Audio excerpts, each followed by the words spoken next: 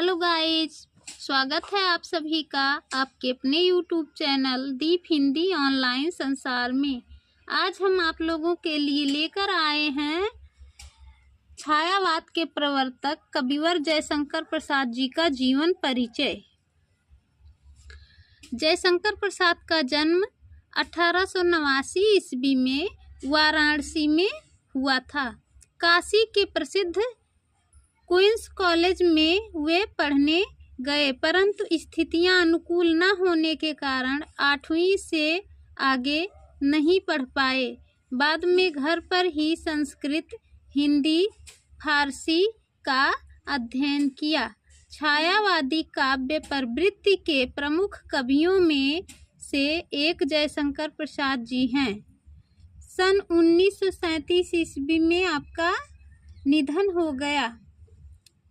वैसे इनके बारे में कहा जाता है कि ये काशी के प्रसिद्ध सुंगनी साहू परिवार से संबंधित थे और इनके पिता प्रसिद्ध जर्दा विक्रेता थे और इनके बाबा जी भगवान शिव के उपासक थे, इसलिए इनका नाम जयशंकर रखा था।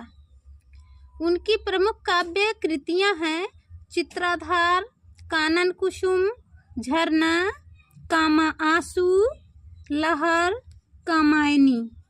आधुनिक हिंदी की श्रेष्ठतम काव्य कृति मानी जाने वाली कामायनी पर उन्हें मंगला प्रसाद पारितोषिक सम्मान से अलंकृत किया गया। वे कवि के साथ साथ सफल गद्यकार भी थे। अजातशत्रु, चंद्रगुप्त, स्कंदगुप्त और ध्रुव स्वामिनी उनके प्रमुख नाटक थे। कंकाल, तितली और इरावती इनके प्रमुख उपन्यास थे। आकाशदीप, आंधी और इंद्रजाल इनके कहानी संग्रह थे। प्रसाद का साहित्य जीवन की कोमलता, माधुर्य, शक्ति और ओज का साहित्य माना जाता है। छायावादी कविता की अतिशय काल्पनिकता, सौंदर्य का सूक्ष्म चित्रण, प्रकृति प्रेम, देश प्रेम और शैली की लाक्षणिकता उनकी कविता की प्रमुख विशेषताएं हैं। इतिहास और दर्शन में उनकी गहरी रुचि थी, जो उनके साहित्य में स्पष्ट दिखाई देती है। वैसे तो इस जीवनी में यहाँ पे ज़्यादा नहीं दिया गया है, लेकिन प्रसाद जी छायावाद के 4 स्तंभों में से प्रथम स्तंभ के रूप में जाने जाते हैं। छायावाद के 4 प्रमुख स्तंभ हैं प्रसाद, पंत, निराला, महादेवी, वर्मा जी।